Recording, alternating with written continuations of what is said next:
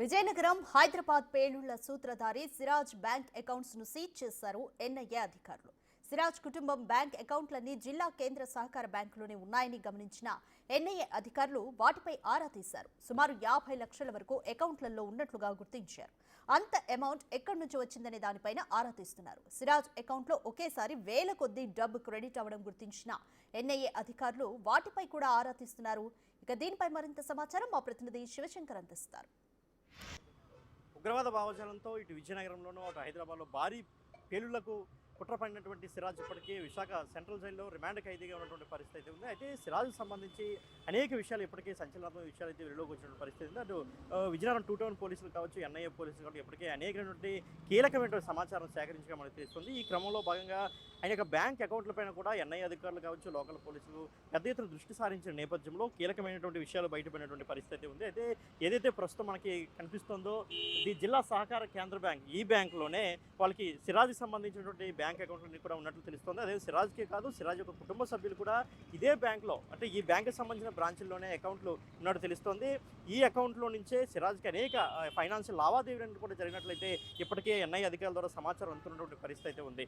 లక్షలాది రూపాయలు ట్రాన్సాక్షన్ జరిగి, అంటే ఎక్కువగా క్రెడిట్ అనేది ఎక్కువగా జరిగింది. అంటే ఒకేసారి 70,000 కావచ్చు, 80,000 కావచ్చు, లక్ష రూపాయలు కావచ్చు, కేవలం క్రెడిట్ మాత్రమే జరుగుతుంది. సిరాజ్ అకౌంట్ నుంచి డెబిట్స్ మాత్రం పెద్దగా కనిపించడం లేదు. అంటే అయితే ఈ అకౌంట్స్కి డబ్బులు ఎక్కడి నుంచి వస్తున్నాయి, ఇన్ని లక్షలాది రూపాయలు ఎక్కడి నుంచి సిరాజ్కి వస్తున్నాయి? ఎందుకంటే సిరాజ్ ఒక విద్యార్థిగా అక్కడ ఉంటున్నటువంటి పరిస్థితి. సిరాజ్ అక్కడ కోచింగ్ సెంటర్, అంటే గ్రూప్స్ కోచింగ్ అని చెప్పేసి హైదరాబాద్ ఉన్నటువంటి సిరాజ్కి ఇన్ని డబ్బులు లక్షలాది రూపాయలు ఎక్కడి నుంచి వస్తున్నాయి? అకౌంట్లో లక్షలాది రూపాయలు, అటు సుమారు 50 లక్షల రూపాయలకు పైగా ఉన్నట్టయితే మనకి సమాచారం అందుతున్న నేపథ్యంలో ఇన్ని లక్షల రూపాయలు ఎక్కడి నుంచి సిరాజ్కి వచ్చాయి? అదేవిధంగా కుటుంబ సభ్యులందరూ కూడా ఎందుకు కేవలం ఈ జిల్లా సహకార కేంద్ర బ్యాంకు బ్రాంచ్లను ఎందుకు ఎంచుకున్నారు? అందరూ నేషనలైజ్డ్ బ్యాంకులో ఎందుకు అమౌంట్ అంటే క్రెడిట్ చేయట్లేదు? ఎందుకు అక్కడ ఖాతాలు అక్కడ తెరవకుండా కేవలం ఈ జిల్లా కేంద్ర సహకార బ్యాంకులో మాత్రమే ఎందుకు ఖాతాలు తెరుస్తున్న దానిపై కూడా ఎన్ఐఏ పోలీసులు దర్యాప్తు చేస్తున్న పరిస్థితి ఉంది.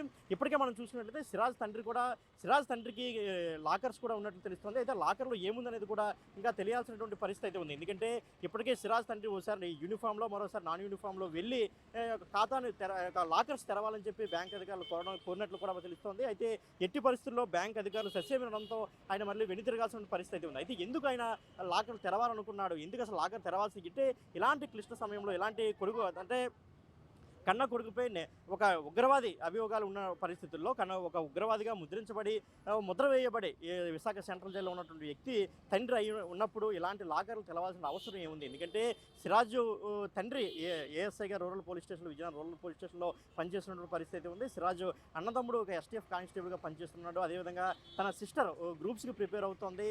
ఇలాంటి నేపథ్యంలో ఇంత ఫ్యామిలీ బ్యాక్గ్రౌండ్ ఉన్నటువంటి పరిస్థితి అయితే ఉంది. కానీ సిరాజ్ ఎందుకు ఉగ్రవాదిగా మారాలనుకున్నాడు? అయితే సిరాజ్ ఉగ్రవాదిగా మారాలనుకున్నప్పుడు సిరాజ్ వ్యక్తిత్వం ఏ విధంగా ఉండేది, ఇంట్లో ఏ విధంగా బిహేవ్ చేశాడు అనేది కూడా ఇప్పటికే తన తండ్రి రెహమాన్పై కూడా కొంత అనుమానం అయితే ఉంది. అంటే రెహమాన్కి పోలీసు డిపార్ట్మెంట్లో ఒక మంచి ట్రాక్ రికార్డ్ ఉన్నప్పటికీ కూడా ఎందుకు, అంటే కొడుకు ఈ విధంగా చేస్తున్న ఇంట్లో ఉన్నటువంటి కొడుకుని ఎందుకు వాళ్ళు అంటే అబ్జర్వ్ చేయలేదనేపై కూడా కొంత అనుమానాలు వ్యక్తమవుతున్న నేపథ్యంలో ఎందుకు సిరాజ్ తండ్రి రెహమాన్ బ్యాంకులో లాకర్లు ఓపెన్ చేయాలనుకున్నాడు? 2 సార్లు, అంటే అప్పటికి వద్దన్నప్పుడు కూడా రెండోసారి మళ్ళీ ఎందుకు ప్రయత్నించాడు? అసలు సిరాజ్ బ్యాంక్ అకౌంట్లోకి ఎంత అమౌంట్, 1 లక్షలాది రూపాయల అమౌంట్ ఏ విధంగా వచ్చింది, ఏ విధంగా ట్రాన్స్ఫర్ అవుతుంది, ఎక్కడి నుంచి ట్రాన్స్ఫర్ అయ్యి నిధులు ఎలా సమీకరిస్తున్నాడు? అటు ముంబైలో ఉన్నటువంటి తన గ్రూప్ సభ్యుల నుంచి ఏమైనా సేకరిస్తున్నాడు, లేదంటే అటు తెలంగాణ, కర్ణాటక కావచ్చు, మహారాష్ట్ర ఈ ప్రాంతాల నుంచి వస్తున్నాయా, లేదంటే ఏదైతే తన ఉగ్రవాద సంస్థ సౌదీలో ఉందో అక్కడి నుంచి ఈ డబ్బులు సిరాజ్కి అమౌంట్ ఏమైనా క్రెడిట్ అవుతుందా?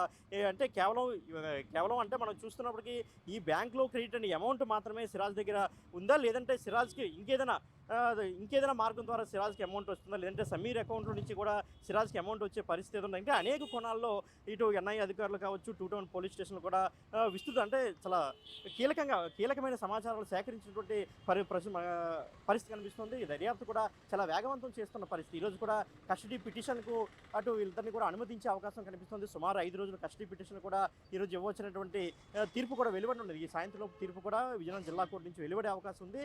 ఇలాంటి పరిస్థితుల్లో కూడా ఎందుకు సిరాజ్ తండ్రి పదే బ్యాంక్ వచ్చి లాకర్ని ఓపెన్ చేయాలని కోరుతున్నాడు? అదేవిధంగా సిరాజ్కి ఎంత అమౌంట్ ఎలాగా బ్యాంక్లో క్రెడిట్ అయింది, తల్లిదండ్రులకి ఈ విషయం తెలుసా? అంటే సిరాజ్ ఏ విధంగా డబ్బులు ఖర్చు చేసేవాడు, లేదంటే బయటికి వెళ్ళేటప్పుడు ఇంట్లో వాళ్ళు ఏమైనా ఇది క్రెడిట్ చేశారా, లేదంటే సిరాజ్కు బయట నుంచి ఇది ఏమైనా అమౌంట్ క్రెడిట్ అయిందా? ఇంట్లో వాళ్ళకి సిరాజ్ ఆర్థిక లావాదేవీలు ఎవరు చూసుకున్నారు? అసలు సిరాజ్కి ఇంట్లో ఏమైనా అమౌంట్ మంత్లీ క్రెడిట్ అంటే ఎందుకంటే బయట కోచింగ్ సెంటర్లో ఉండేవాడు. సో అటువంటి సమయంలో సిరాజ్కి ఏమైనా అమౌంట్ క్రెడిట్ మంత్లీ ఇంత ఏమైనా క్రెడిట్ చేసినటువంటి పరిస్థితి కూడా కనిపించలేదు. ఎందుకంటే జనరల్గా కోచింగ్ వెళ్ళే వాళ్ళకి ఇంటి దగ్గర నుంచి సుమారు మనం చూసినట్లయితే నెలకు మహా అయితే ఒక 6,000 నుంచి 7,000 రూపాయలు పంపిస్తుంటారు. మహా అయితే కొంచెం లగ్జరీగా కొంత ఫైనాన్షియల్ స్టేటస్ ఉన్న వాళ్ళైతే మహా 10,000 రూపాయలు పంపిస్తారు. కానీ సిరాజ్ అకౌంట్లో 10,000 రూపాయలు 5,000 రూపాయలు క్రెడిట్ అయిన పరిస్థితి ఇక్కడ మనకి కనిపించినటువంటి పరిస్థితి. ఇటీవల కాలంలో ఎక్కడ చూసుకున్నా కానీ సిరాజ్ అకౌంట్లో 70,000 రూపాయలు, 80,000 రూపాయలు, ₹1,00,000 క్రెడిట్ అవుతున్న పరిస్థితి. ఎంత అమౌంట్ ఎక్కడి నుంచి క్రెడిట్ అవుతుంది అనేది దానిపై ఎన్ఐ అధికారులు అయితే పెద్ద ఎత్తున అనుమానం వ్యక్తం చేస్తున్న పరిస్థితి. దీనిపై కుటుంబ సభ్యులు కూడా ఆరా తీస్తున్న పరిస్థితి. ఎందుకంటే ఇప్పటికే సిరాజ్ తండ్రిని